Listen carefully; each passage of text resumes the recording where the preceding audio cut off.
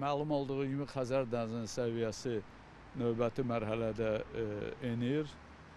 İnstrumental müşahidələr, yəni hesablamalar 1829-cu ildə Bayılda quraşdırılmış xüsusi deməli repa əsasında müəyyən olunur. Ancaq dəqiq rəqəmlər 1837-ci ildən də aparılır. Bu dövr ərzində Xəzərin səviyyəsi dəfələrlə qalxmışdır, enmişdir və bu dövrü təkrar olunan prosesdir. Bunun bir çox səbəbləri vardır. Bir neçə amillərin üst-üstə düşməsi nəticəsində bu proses təkrarlanır. Bu qlobal iqlim dəyişikliyi, günəşin fəallığının dəyişikliyi, insanın təsərrüfat fəaliyyəti, Xəzər səviyyəsi hövzəsində baş verən tektonik proseslər, yəni bütün bu proseslərin üst-üstə düşməsi nəticəsində bu təkrar olunur. Müəyyən olunmuşdur ki, bu səviyyənin qalxması, düşməsi, təkrarlanma dövrü 35-40-45 il dövrü əsasında təkrarlanır, qalxma düşmədir. Yəni indi növbəti səviyyənin düşmə prosesidir və bu da günəşin fəallığı, iqlim dəyişikliyi, mən qeyd etdiyim amillərlə bağlıdır. İnsan təsərrüfatı fəaliyyəti artmışdır. Məlumdur ki, Xəzər dənizə 130-a yaxın çay, iri və kiçik çaylar daxil olur. Bu göldür, deməli, əsas su balansında əsas rol Volqa çayı oynayır. Bunun vasitəsilə təxminən Xəzər dənizə daxil olan şirin suların 80% Volqa çayının payına düşür və təbii ki, Volqa çayı böyük çay olduğu üçün onun hövzəsində çoxsaylı həm əhali, milyonçu şəhərlər, sənaye obyektləri, su təsərrüfatı, su anbarları, burada ən böyük su anbarları yaradılmışdır. Su anbarların sahili 40 kilometrə yaxındır. Görün nə boyda su anbarlarıdır. Deməli, və insanın təsərrüfat fəaliyyəti də artmışdır. İqlim dəyişikliyi ilə bağlı, yəni istiləşmə prosesi ilə bağlı suyun sərfi də artmışdır. Təbii ki də bu Xəzərə daxil olan suyun azalmasına səbəb olmuşdur. Yəni səviyyənin düşməsində həm qlobal proseslər, həm insanın təsərrüfat fəaliyyəti öz rolunu oynayır. Bu səviyyənin düşməsi, qalxması hər bir halda sahil ərazilərə çox böyük təsərrüfata təsir edir.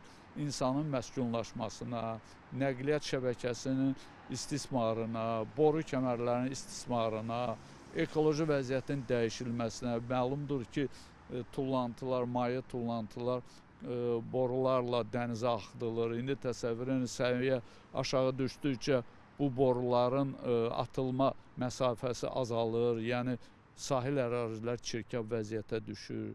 Eyni zamanda Xəzərin sahilində həm şimalda və 100 ildən çox Abşeron sahilində neft yataqları vardır və burada hələ Rusiya imperiyası dövründə bizim indiki bulvarda çoxsaylı neft ayırma müəssisələri çirkab nefti atırdı sahilə.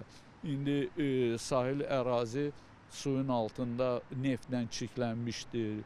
İndi baxın, hətta bizim çox gözəl güşəmiz olan bulvarda sahilin aşağı düşməsi nəticəsində biz orada neftlə çirklənmiş suyun dibini görürük. Deməli, bu o əvvəlki illərdə, 100 il bundan qabaq olduğu dövrdə atılmış neftlərin qalıqlarıdır. Yəni, onun parçalanması üçün çox böyük müddət lazımdır. Yəni, onun təmizlənməsi çox böyük vəsait tələb edir.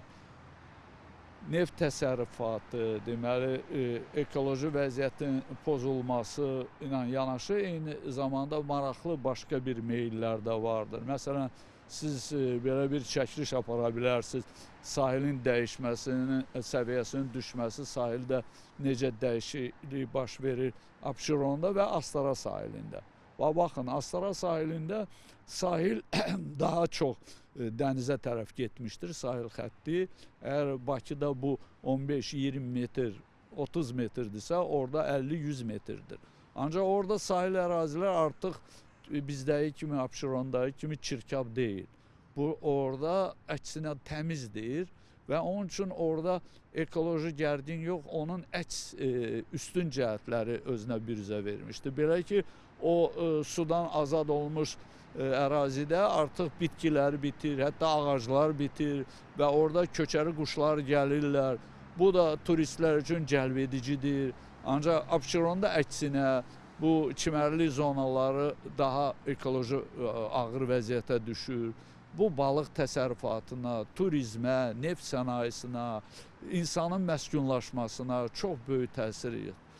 Onun üçün bu sahillərin dəyişilməsinin vəziyyəti idarə edilməsi üçün sahil ərazilərinin idarə edilməsi proqramları hazırlanmalıdır. Bu proqramlarda sahil xəttinin dəyişməsi, səviyyənin düşməsi, qalxması o necə idarə olunmalıdır.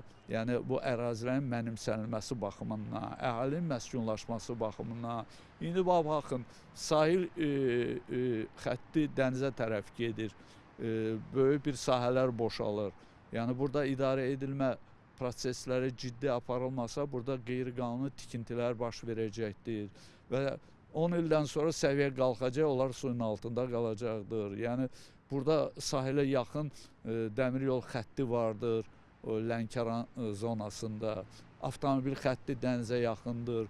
Səviyyə qalxanda 30 il bundan qabaq biz narahat idik ki, o dəniz səviyyəsi qalxması nəticəsində dəmir yol xətti, avtomobil xətti suyun altında qalacaqdır. İndi isə əks prosesi gedir. Yəni biz bu sahil xəttinin dalınca qaçmalı deyilik. Dənizə getdi, onun dalınca biz torpaqları mənimsəməliyik. Əksinə suyun səviyyəsi qalxdıqca dənizdən qaçmalıyıq. Yəni biz bilməliyik bu dəyişkən qanuna uyğunluq, bunu da müəyyən olunubdur ki, təxminən 3-4 metr ərzində səviyyə qalxır, düşür. Yəni bu son 250 il ərzində müəyyən olubdur ki, 3-4 metr ərzində müsbət mənfi qalxır, düşür. Yəni ona uyğun olaraq hesablanmalıdır sahil ərazisi xətti necə dəyişilə bilər və sahil ərazilərin neçə hektarı, neçə kvadrat kilometr suyun altında qala bilər, əksinə o boşala bilər. Yəni ona uyğun olaraq müvafiq strategiya, uzun müddətli strategiya hazırlanmalıdır.